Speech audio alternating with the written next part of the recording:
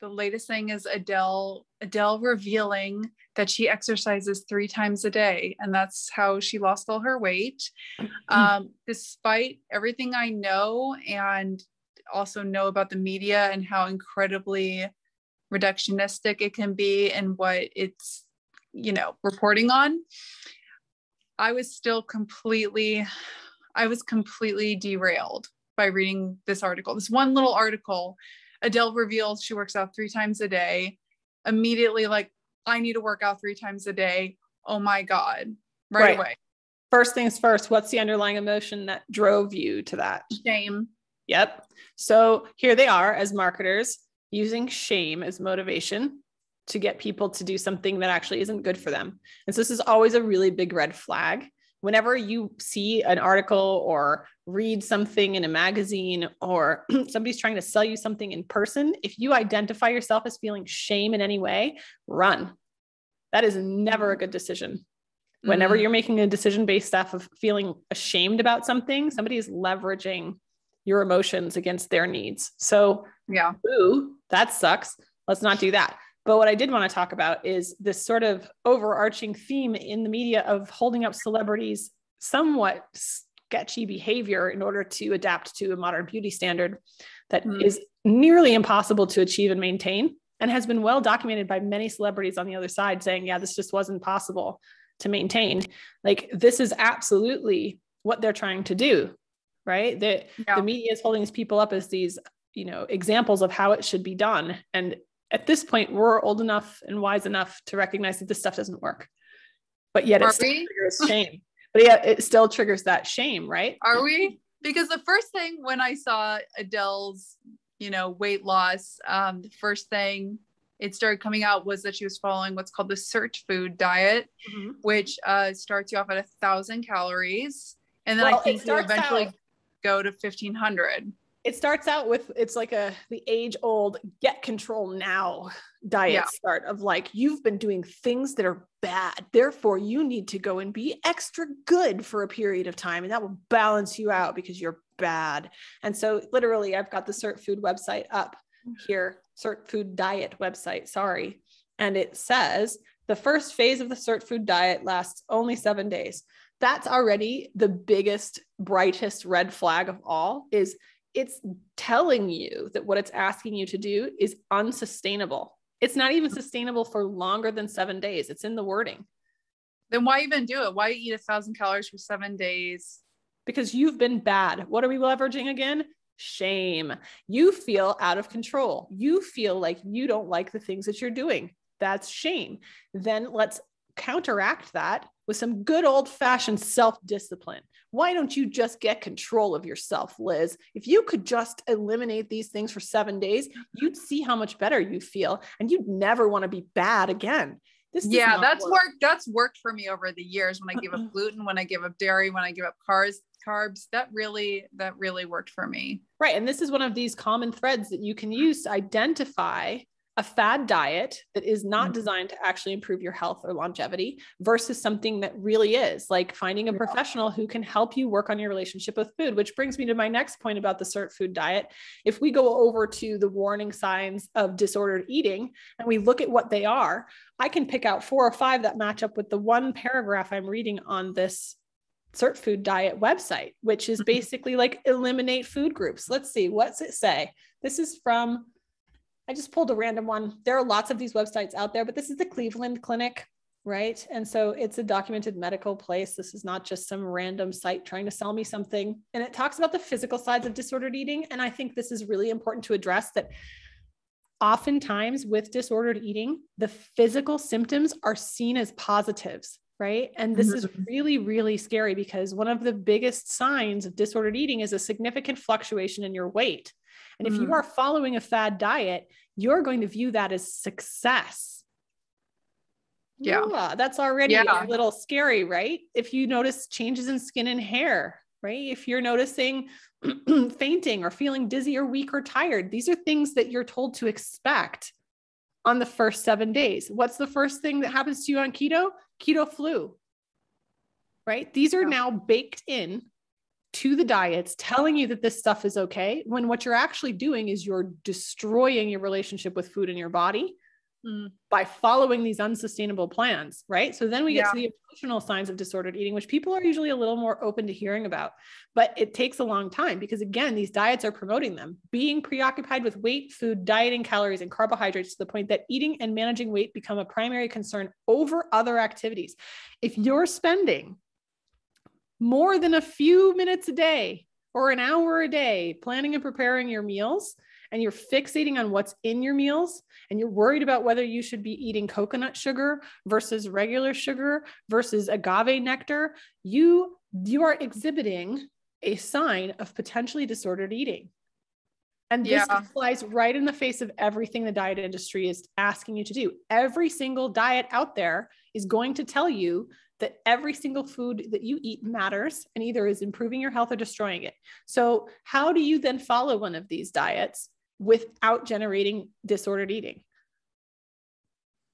I mean, it's like the obvious answer is you don't. It's like, I was like, you don't, right? Right. And then we go back to what Adele's done, and let's just take it from the next step. It was like, okay, so she reduced her calories, right? And, you know, the laws of thermodynamics are immutable. There is no energy gained or lost, right? It is only transferred. So fine, you eat 1,000 calories a day and you exercise 3 times a day. Yeah, you will lose weight. You will do it rapidly. It will be remarkable. People will literally remark upon it. And that's what you're seeing in the news. And that's really dangerous because that doesn't mean she's healthy. Yeah. I would love to sit Adele down and be like, hey, what's happening with your menstrual cycle? Hey, how's your hair? How's your skin? How are your nails? How's your mood? How often, how long do you spend thinking about eating during the day? Yeah. It'd be interesting. And to go to this, the workout reveal, basically, where it's like 2 to 3 times a day. For me, I'm always like, am I working out enough? I don't think I'm working out enough. I need to work out more. What's wrong with me? Why am I tired after working 8 hours a day? Why can't I work out for 3 hours? I'll be honest. I was laying in bed, probably feeling bad about myself for something. And this article popped up. I think it was like first thing in the morning too. And this article popped up and like, you know, like breaking news. Everyone needs to know about this. And I think I can't find the original article. I don't know if it's been pulled, but I believe it's said, because I remember thinking I'm very confused by this workout regime. I believe, you know, she was saying that this helps me not have anxiety. So already trying to not say this is for weight. She like in the article, there's this whole thing about this is not for weight loss. This is for my anxiety, which I am like, I don't believe that. I don't believe that. But I think it said in the morning, I lift weights. In the afternoon, I do boxing. And in the evening, I do my cardio. And I remember just being like, isn't boxing, wouldn't that potentially be your cardio? And then then I started thinking, okay, so she probably lifts weights for at least 45 minutes. And then she probably does like an hour of boxing and then probably another hour of cardio. Okay. So like 3 hours a day. Okay. I need to do 3 hours a day if I'm going to be a winner. Right. So look what happened, right? You made a series of assumptions based off of one line in a written article, right? Totally human nature. Like we all do this. We all apply our own frameworks to whatever information we're taking in and we run with it. And the problem with this again is that assuming more is better. Yeah. Right. More is better. So let's look at the underlying assumptions here. Unless it's food, less is better with food, more is better with exercise. Right. So, and obviously this is all predicated upon the belief that a smaller body is a better body. Yeah. That no matter what size you are, being smaller would only benefit you. And that is literally the path to anorexia. This is how we paved the path to anorexia. And I also want to address the fact that, you know, these eating disorders, thanks to CBS after school specials, are very much painted as young white women problems. And the reality is that's not who we're seeing having these issues now. We're seeing a broad spectrum of people across the population struggling with their relationship with food because it's so out of line, because the messaging that we're receiving is you need to be doing structured exercise multiple hours a day. You need to be not eating anything that's quote unquote bad for you. Here's 700,000 different versions of foods that are bad for you. And everything else that you do is basically all your fault and you're wrong. But I would put out against that like that puts tremendous personal responsibility on every individual in society. And then when you go out into society and you look at the framework we function under of, you know, even just going out to a restaurant, look at portions in a restaurant, look at menu options that are available to you in a restaurant, look at every social gathering in America, there's food, every single social gathering. And it's not like green beans. People aren't bringing green beans to soccer games. Okay. That's not what's happening. So you literally have this total polarized like reality versus message that you're getting. How can you not end up with disordered eating? How can you not say, well, I should be doing that too? And I'm going to go back to like, what's your framework for figuring out what's good for you? Is your framework like, I move my body because it's good for me and I enjoy it. And it does help me reduce my stress because moving is one of those things that generates positive body chemicals that make me feel better. I feel better. I move better when I'm stronger. Is that the reason that you're moving? Or are you moving to maintain an untenable beauty standard? What's the purpose? What's the real reason you're doing it? Because I would argue that 3 hours a day of exercise probably isn't a bad idea, but why are you doing it? Because if you're doing it punitively to maintain your body weight or to maintain a physical aesthetic, it's your motives that are off, not your method. Human beings are designed to move a lot. We're supposed to be in motion. We're supposed to be working and doing stuff all day, and we don't. And so holding her up as a gold standard of like, whoa, she did 3 hours of movement. She like strong armed her way into structured exercise. I feel like that's very different because today I've done probably like an hour and a half to 2 hours of cooking and cleaning. That doesn't count for shit in my head. For me, I'm like, until I do my evening workout, whatever that's going to be, weightlifting or whatnot, that's the only thing that counts.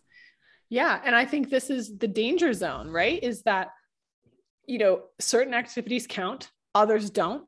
Certain foods are good, others aren't. Certain behaviors are good, others aren't. And so you're riding this, like, you know, it's the good and the bad angel and devil on your shoulder, right? Who are you listening more to? That's the age old binary setup, right? That tells the media and celebrities. And this is, you know, again, we'll bring it around to black and white thinking. Either I'm on the Sirtfood diet and I'm good and I'm losing weight, or I'm off of it and I'm bad and I'm gaining weight. But like, that's not okay. That's not how you end up with like happiness now or ever in the future. Right. So what advice would you, so, you know, talking to people out there who are like me and who are like you know, things like this can be incredibly triggering and just completely derail a lot of progress. And they're always going to be there. I think there's always going to be there. So they will be there. What would you say you can do to not be derailed every time? I think it's, you know, the fact that they're all out there is because people are still engaging with them.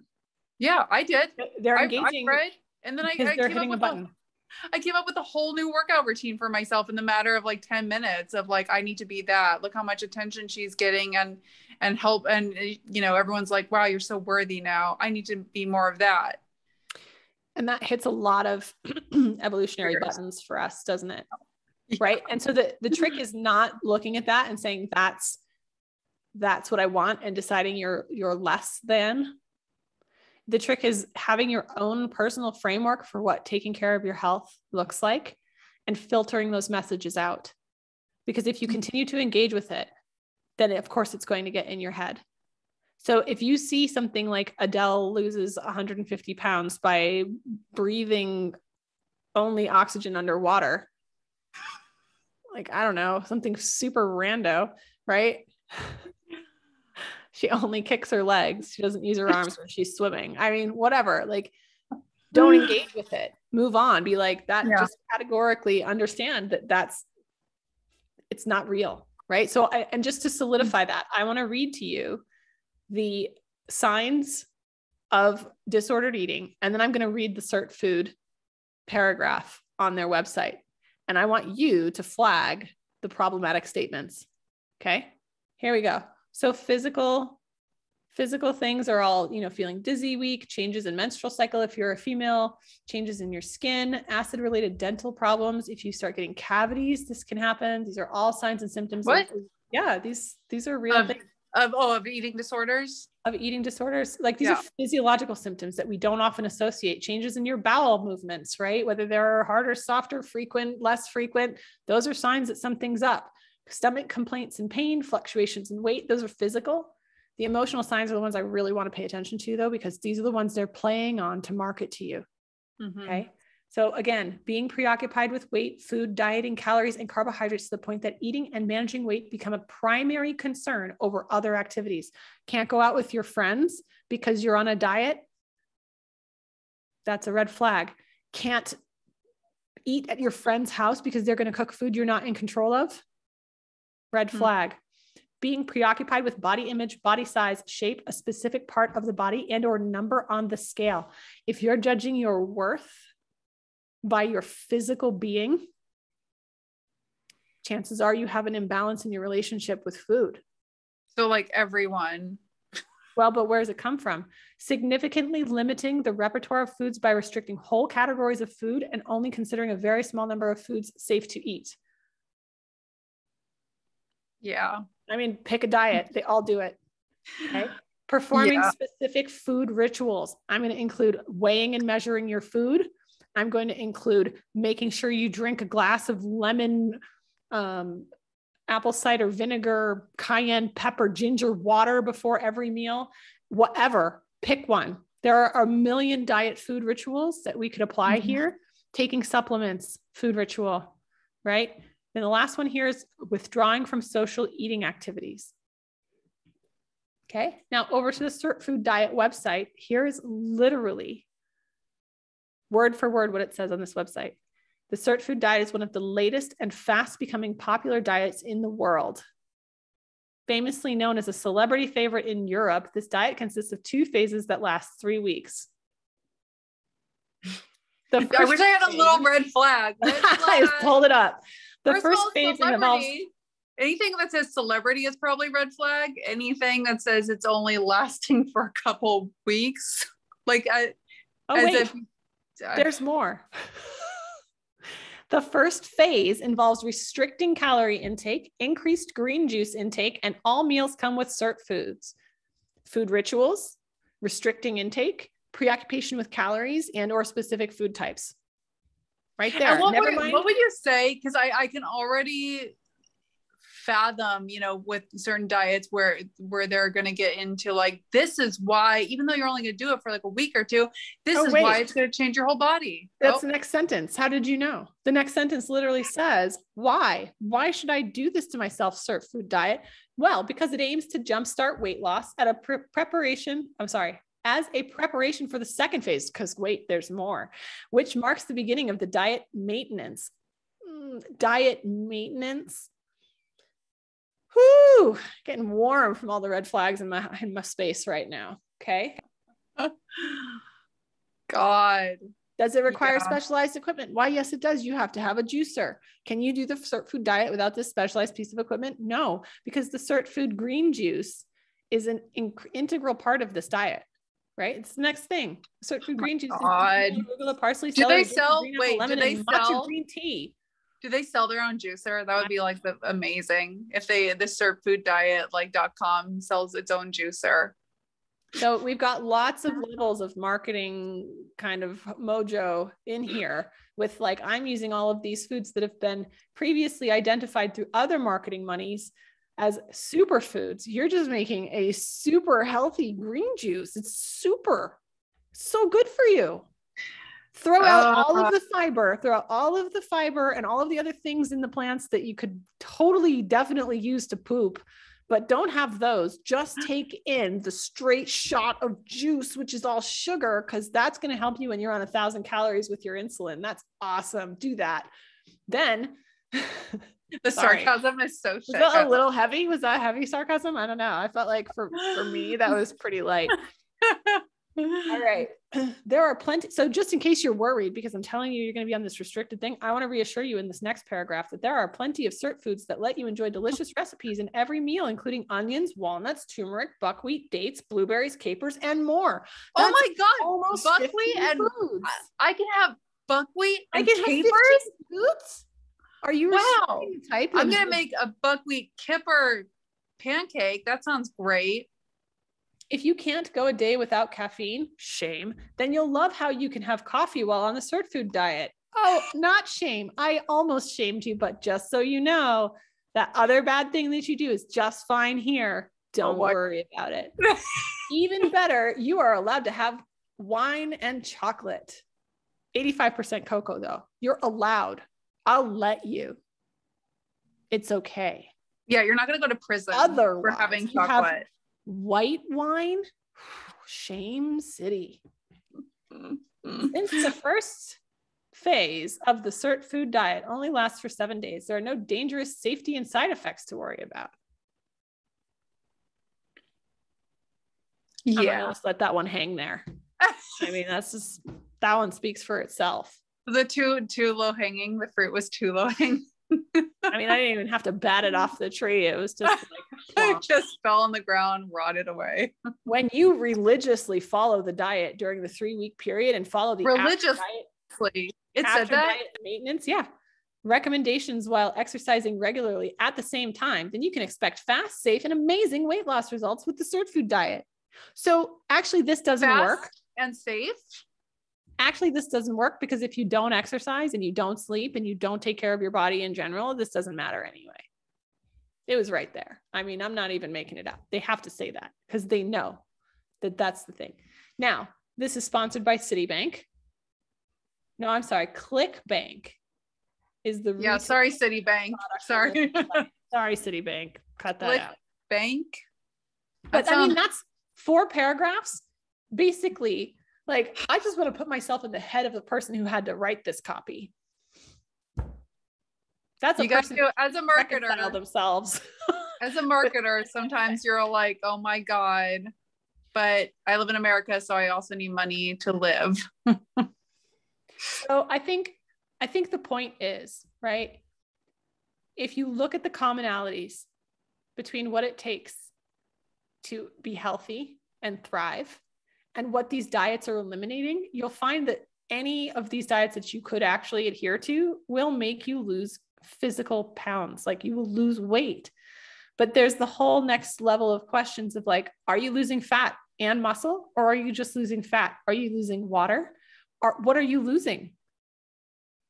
Are you losing health? Because I would say probably categorically yes on a lot of these, even though especially the psychological for me, I hate that. Like, I'm still dealing with so many psychological issues from my disordered eating. It's no matter what I can do for my body health wise, it the fact that an article will just derail me and shame me into being like, I need to change everything and everything I'm doing is wrong. I hate it. So that's why we wanted to make this video, because I'm sure there are people out there who also hate it and need something else to watch.